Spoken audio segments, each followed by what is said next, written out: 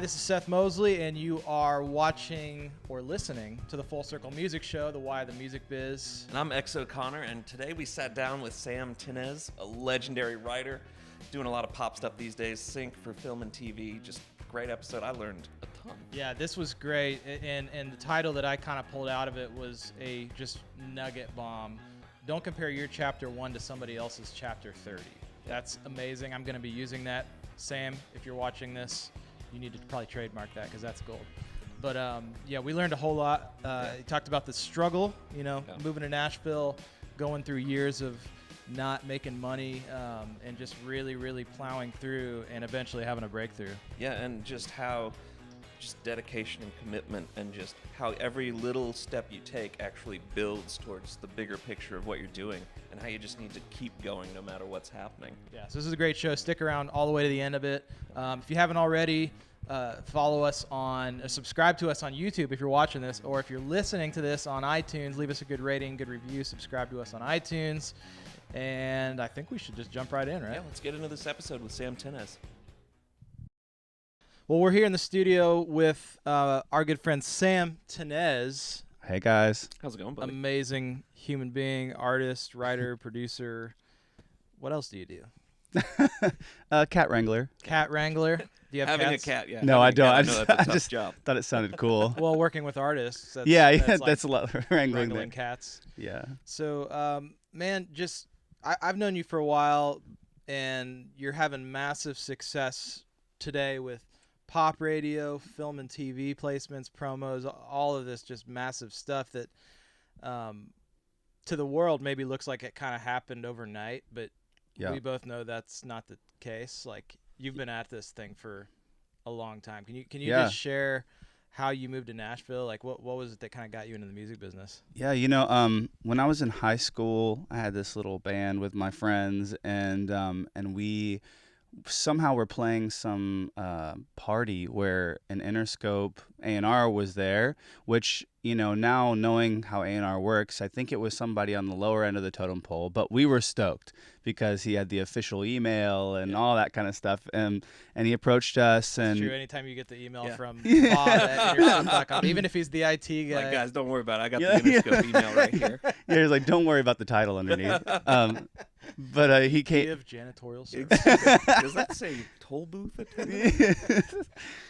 But we were stoked that he approached us and met with them. And at the time he was working with like Outkast and some other people that were in Atlanta while we were there, and they approached us about signing a development deal. But the other two guys were smart, and they were like, I'm going to school, and one is a pharmacist now, and the other one like works for the CIA or something. Wow. And so it was one of those things where it was like, I was the only one who really wanted to pursue it. So it just kind of fell apart. And I thought my world was crumbling. I thought everything was over. This whole time in high school, I was playing shows and working hard to try to get to this point. And then it was all crumbling before me. And, I tried to do it by myself, but it didn't feel the same. So I ended up going to Belmont University after visiting and just kind of feeling a vibe in Nashville. That was just a music city, and so that's kind of what drew me was college. And I was like, Mom, I'm gonna go to college until I decide to sign somewhere. And she's like, okay, honey, like, all right, little guy. Do what you think. Yeah. So Belmont, what happened? What happened next? Yeah. So when I went to Belmont, it was a bit of a faith journey for me at Belmont. I was kind of in high school. I was kind of running away from everything in that realm, and I kind of just slammed right into this moment where I intersected with God, and in that same moment, I was walking. The same day that kind of happened, I was walking down our dorm room and hallway, and I heard some music coming from a room, and I popped my head in, and I heard, we need an electric guitar part right here. And I was like, I can do that. Okay. I was like, hey guys, I can do that. Hold on. Let me go get my guitar. And so I ran and got my guitar, played a little part. They didn't even play me the full song. And then they played it back, and I realized, oh no, these are Christians. I'm like, this is Christian music. I was like, oh no. I'm like, okay, guys, I'll see you later. So did you not grow up listening to Christian music? Well, I did when a little bit, like Amy Grant and stuff like that crossed over into mainstream, and even like the First Jars record and the DC Talk Jesus Freak record. Those were like kind of some of my first stuff. But at that time, like I said, I was just on a weird faith journey where I just wasn't into it. I just wasn't into Christianity in general, but got intersected by this thing, and I started hanging out with those guys, and through that we started playing shows, and I just full on 180 flip happened, and it was a really cool experience to kind of have that happen, and but also we were creating music that was kind of doing similar things for other people, and that kind of we did years and years of doing shows at Belmont, and that led to a record deal at Curb before we graduated. So you get the record deal with Curb. I mean, most people moving to Nashville or who want to move to Nashville or break into the industry kind of think that's like the crown jewel. You get the record deal, and then it's all downhill from there. You don't have to do anything anymore. You just have to show up to the shows. Oh man, write the music. Yeah, it's all done. Private jets. Yeah, private jets.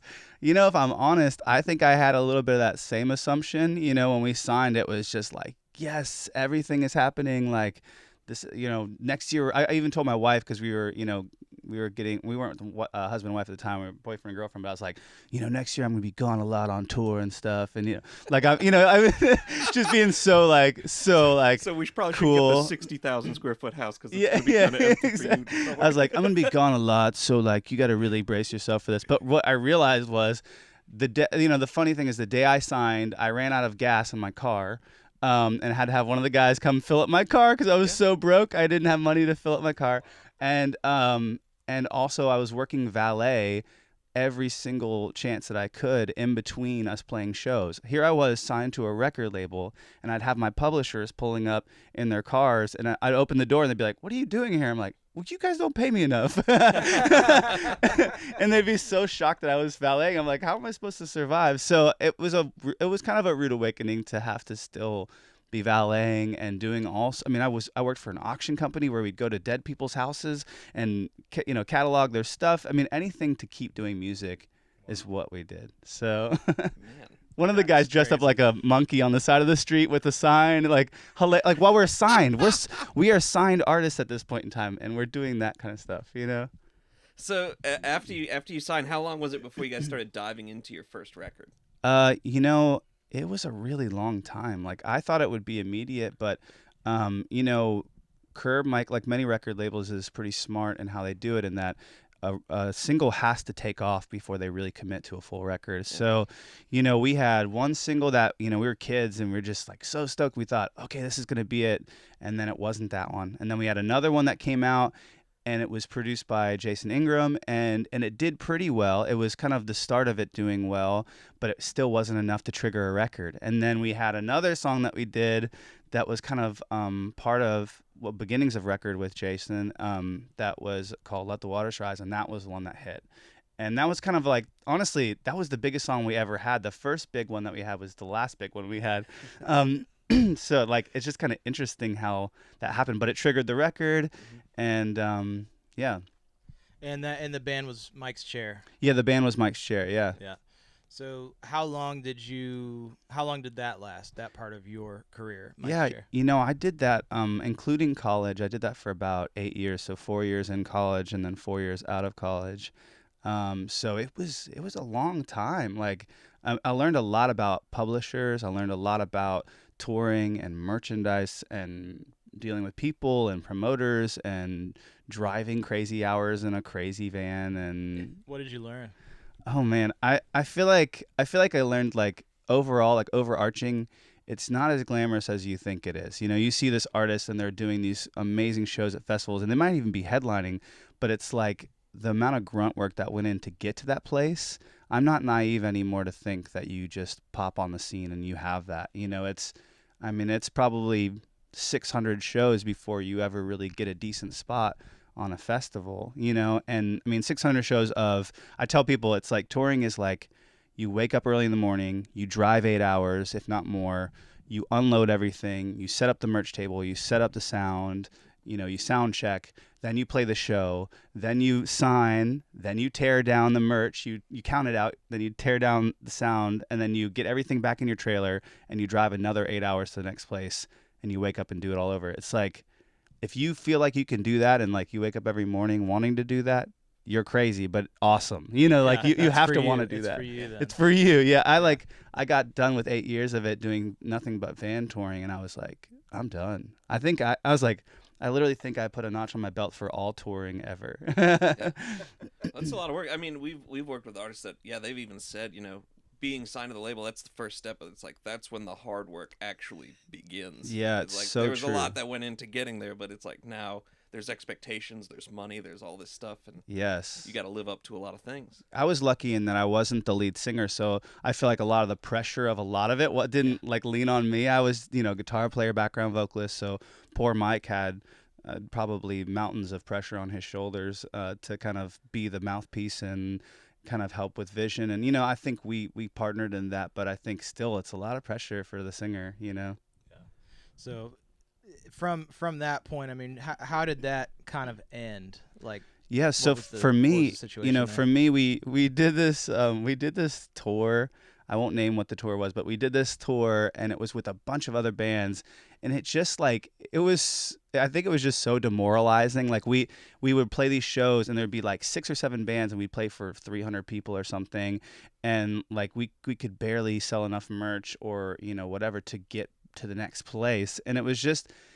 Meanwhile, our single was doing really well. I think that one at the time was like Someone Worth Dying For, and it was doing really well, and people, were really connecting with it live, and you could tell that, it was having an impact, and that was special. That's what always kept me in, was seeing that, like, that feeling that God was using me every day. And I think that feeling is almost an addicting feeling, because you're like, well, God's using me in this. And so it kept me in it for a really long time, even when I also felt, though, that God was kind of saying to move and do something different, And I think if I could go back, I think I would probably listen to God's prompting a little earlier, because I think if I would have left when I felt like God was saying, hey, you need to change and do something different, not that anything would be different in my life, but I think that I would have had less trauma, you know what I mean, on my way out. So like when I left, the guys were very surprised, of course, and I think it was very abrupt because that tour happened, and it was just a rough tour, and I think that was the straw that broke the camel's back, and I think for me it was like, okay, guys, I'm done with this. I don't know what I'm gonna do from here, but I'm done, and it was rough because me and Mike wrote all the songs together, and it was definitely not the way to do it, to just end immediately. I could have, being older now and looking back at my younger self, I'm like, could have done it different. But what can you do? Right. Like, so I mean, after that ended, were you burned out on music, or what? For a while, I kind of had to hide out because I had a leaving member option in my record deal, which I didn't realize. So when I left, I realized, oh my gosh, my lawyer was like, so here's the thing, you have a triggered option to where they could sign you for another 5 records, you as an individual artist, for 75% of what they're paying you as a band. And I was like, but I'm not an artist. And she's like, yeah, but they still could lock you into a publishing and a record deal. And I was like, no. I'm like, please. I'm like, help me.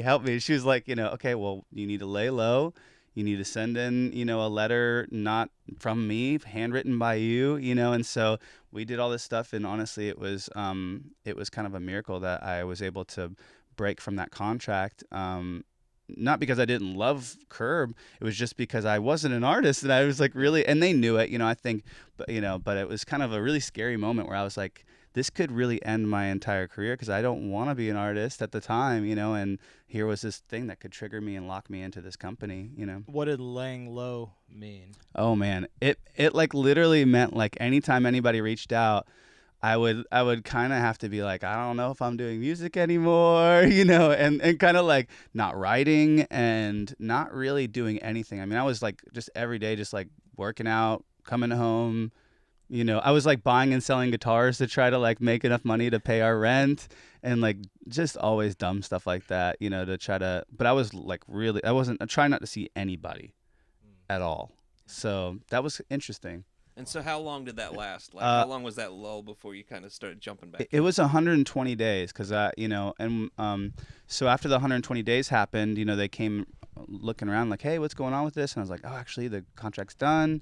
And so then from there, I really didn't have any direction. From there, I was going like, all right, what next? And I thought the obvious option was to go to write for Christian artists, because I was like, well, maybe I could write for other Christian artists. And so I did that for a bit. I had this guy approach me from this small publishing company, but they were super interested, and I was like, well, you guys know I'm not in the band anymore, right?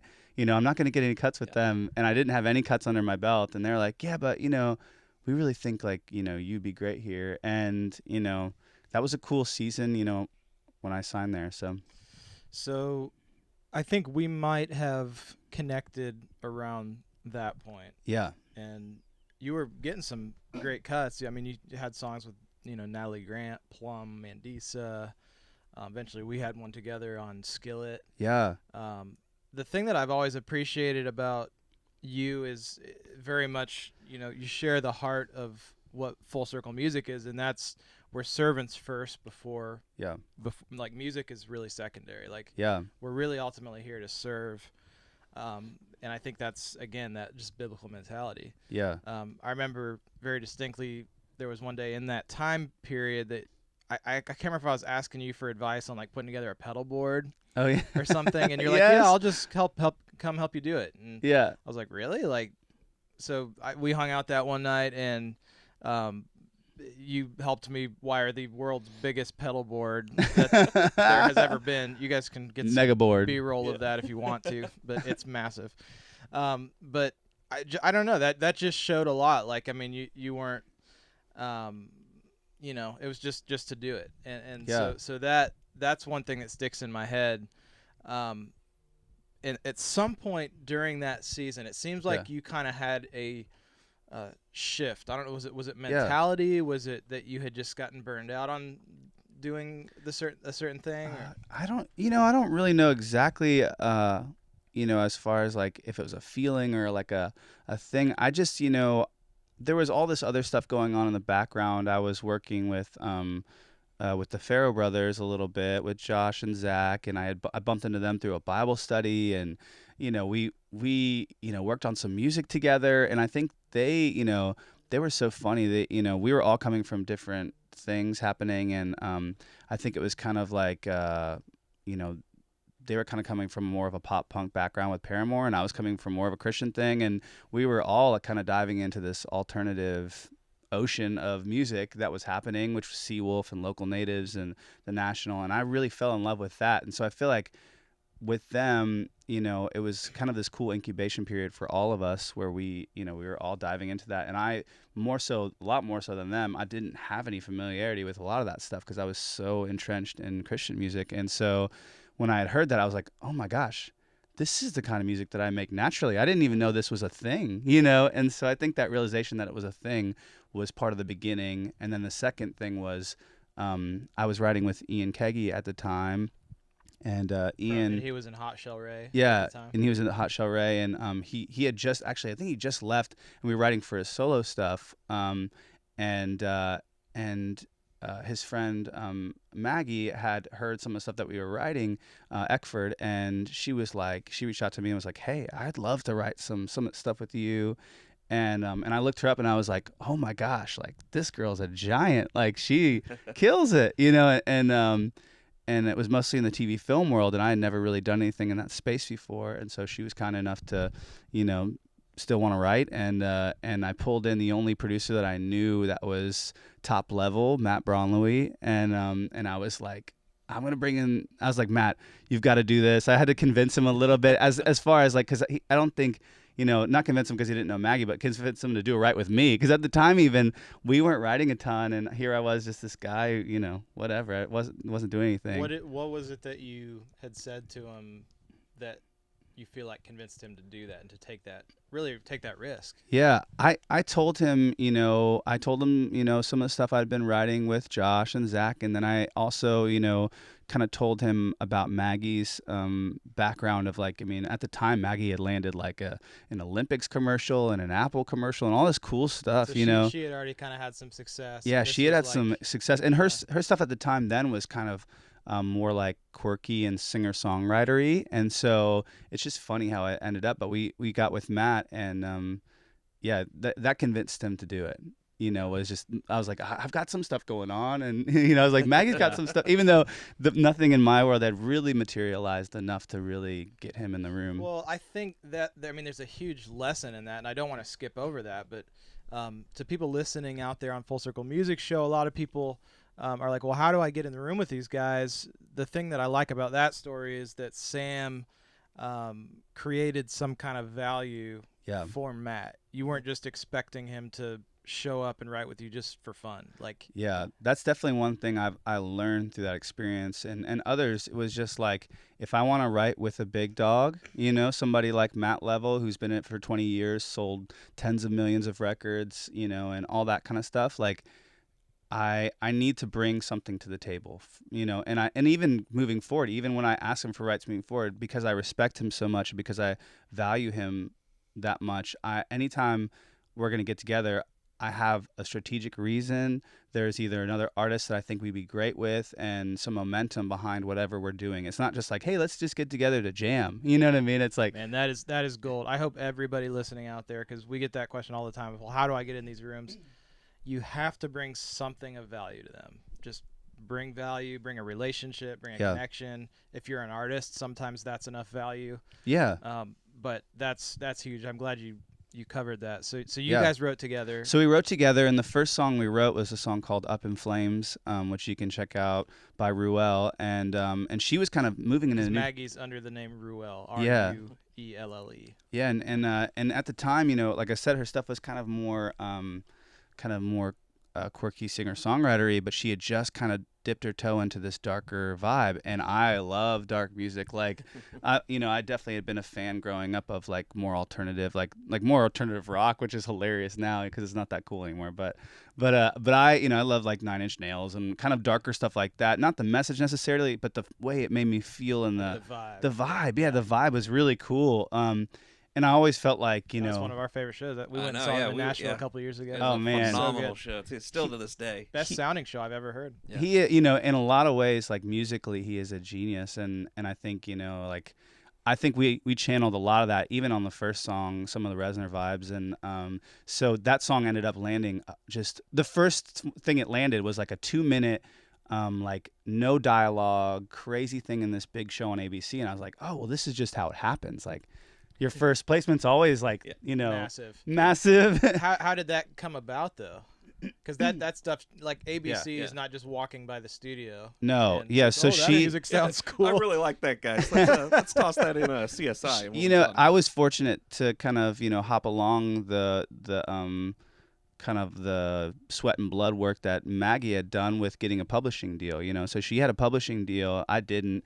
And Matt did as well. So both of them had publishing deals, and they had pitching power behind them. So her side on Razor and Tie, which is a publishing company in town, they pitched it and landed it. And it was just that kept happening with that song over and over and over again. So we wrote more, and it was in this new dark kind of vibe for her called Ruel. And it was like, we learned quickly that me and her, we think very similarly, and we just write really well together. And I was super proud of some of that stuff that we were doing. And so I just kept doing that as kind of the third in the room. So like, you have the artist, which was Maggie, you have Matt, which is the producer, and I was always the third. I was definitely, speaking into the production, but also writing the song. I was just that third guy who kind of, helps to give a little bit more steam behind the creative process. Because at that time, I'm sure Maggie had written hundreds of, TV film songs, and I'm sure it was just nice to have somebody else in the room to add extra flavor. So I asked about Matt? Had you been already writing with Maggie? How did that relationship be? Ian. So Ian was the one who connected us. She had heard the stuff that I was doing with Ian, and I'm thankful to him because it kind of, and her, because it kind of started this whole thing. And I realized while doing that with her, I think this is one of my specialties. Like I didn't realize that until I got into it, and I was like, actually the lyrics I write are really TV film in general. Yeah, and just for people out there, and if you don't want to get into specifics, but how much can a placement like that make a writer? Yeah, I mean, with an in-show placement like that, I mean, it was definitely like tens of thousands for the in-show placement, and which for something like that, it was kind of on the low end of what placements make, which is crazy. I mean, I had been used to seeing not that much, and so like when I got a check and it had my name on it, it was for that much. I was like, this is different. I'll take that. Yeah, it's got a comma and yeah. and there's multiple zeros. Yeah, and I had no management or publisher at the time, so I really, I mean, I learned the hard way though. I mean, I had to I was signing the contracts with ABC and doing all the paperwork and doing the whole Disney portal or whatever. You have to do these things to get paid. And I learned whoa, these companies who pitch this stuff, and they also do a lot of paperwork behind the scenes that I don't want to do, Yeah. But I had to do for a little while at least. So do you regret doing it that way? No, I mean, I think I always love learning new things. And so I especially on the business side, I'm kind of a businessman that does music, kind of like yourself, Seth. And so I think, that it was fun for a while. I mean, until the stuff that we were doing with Maggie was just placing like crazy. I was like, this is not fun anymore. It's almost too much for you to keep up. It was, it was way too much. Yeah. So from there, was that kind of like the ABC thing happened, and then were the doors wide open, or what did you have to just keep grinding for a while? That song kept placing multiple times, and we kept kind of writing together because we liked the partnership, all of us together, and it kind of had its own sound when we were writing together, and so we just kept doing it, and it kept having placements. I mean, what's funny is that I talk about the money part of it, but I didn't see any money for at least a year or more. And my wife, here we are, we just had a kid, and she had gone from, full-time to part-time on her job. And it was just it was a real struggle. I was also writing Christian music at the time, and it was just man, I mean, we were barely making it. And I used to tease my wife. I'm like, I swear we made a lot of money. We haven't seen it yet, but I swear. Did you know, on the front end, what it was going to pay? Or yeah. It's they, with TV film, a lot of times there's a certain amount of money that they pay on the master side, and then a certain amount of money that they pay on the publishing side. And, depending on what the deals are in the room, you split that a certain way. And so, I knew what the amounts were going to be towards me. But I did not know that it was going to take a year. And, the whole time I was thinking okay, this is going to be great. But then, I kept on being where, they haven't paid us, Check the mailbox every day. day. So that was interesting. What did you do during that? Because that's a long time to kind of go with that. Yeah. Paid for anything, really. Yeah, and that's extremely common in music too. I mean, yes. I think we all know from just. We're still waiting on a check from a year and a half ago. Exactly. But anyone's starting we'll up. Not say who that's from, but if you're listening, you know who you are. Yeah, but Pay I the man. think some people move here with the mentality of okay, it might take me a while. But some people also don't realize hey, once I have my first breakthrough, to reap the rewards of what that might be, that's even still going to be a little while. Yeah, I definitely always tease people that it's you work so hard to make money doing music, which is so against all odds. Mm-hmm. But then to get the money that you made doing music, you have to fight to get that as well. So it's just it's a battle. And I think to survive during that time, we lived on nothing. We lived on nothing, and we really were careful on how we spent things. And I was doing some Christian music stuff, which some of that stuff was bearing fruit, thankfully, and it was just enough. God made it just enough to kind of get us by into the season that we were going into. And I thought when we were doing that, I thought that was gonna be my forever, and I was like, okay, well, how am I gonna use this small amount of money to do everything we want to do, but typical God, he had bigger plans, and thankful. So good. So fast forward to today, and this is exciting to me because, as you know, my wife is Swedish. Yeah. You've got a hit on top 40 radio in all of top 40 of the states, with a artist called Andreas Moss. Did I pronounce it right? Yeah, Andreas. Andreas Moss, and he's Swedish. And just tell us how that happened. What was the story so there? I'm weird, and I like, one of my favorite things is to go on Instagram, and I don't recommend this to everybody, but I go on Instagram, and if I see something that I love, I will reach out through the direct messaging. Just DM. I'll just be DM. like, man, I'll just DM them. I've been using DM like crazy. It's great because it's like, you don't have contact for a lot of these people, and people checking Instagram like every 5 seconds. I don't think people realize, like, maybe once you get into the 1 million, 2 million follower range, like, you might not get to them, but around that 100,000, even 500,000, you can sometimes get responses back. So why not? It's true. And I had heard it. He put out this single that was called "Thinking About You," and I heard the song, and I was like, this is dope. Like, this is a smash. Like, I don't even understand why I don't know this guy right now. I'm like, and I was looking up, like, he's in Nashville. And then I realized, that I had known him through some mutual friends. And so I just direct messaged him. And, at the time, luckily, I teased, like, but like, at least there's some kind of stuff happening on my socials, something. So if you look, because, a lot of times when you reach out to somebody, the first thing they're going to do is just go like, check your page. Yeah, they'll check your page out. You're checking their page out, but they're checking you out, just going like, well, I don't know. Like, what's this guy doing? What's he up to? And that's that. I think I don't want to skip over that either, because that's, again, you've got this down. But a lot of people are still like, I don't do social media. I don't do Instagram, Facebook, whatever. You use it as a tool. I do. A lot of people use it for fun and whatever else. I honestly use it for business. And this is definitely a trick that I'll hand out. And some people may see it like humble brag, but I really see it as a business tool. Like, I use it like whatever perception that I want people to have of me, that's what I'm posting. Like, that's so your brand. That's my brand. So I see it as a branding tool. So it's like the season where I was doing Christian music, I posted all these Christian things and cuts and whatever else, because I knew that would allow people to see me not as the band guy from Mike's Share, but as the writer. And I had a hard time getting people to see me transitioning from the band guy to the writer. And then when I started doing TV film, I was like, okay, well, I'm no longer the Christian music only, I'm doing TV film. So I'd post more of that to kind of get that into people's brains. And it's the same thing, with pop, and moving forward. And it's just, I just see it as like you said, a branding tool. And it's very strong, because it's funny how, like, Instagram, when people see your Instagram, whatever you post, that's what people perceive you as. So you can use that negatively of like, oh, my life is perfect and everything is great. Or you can use it positively of like, hey, I want to be perceived in this way on a business level.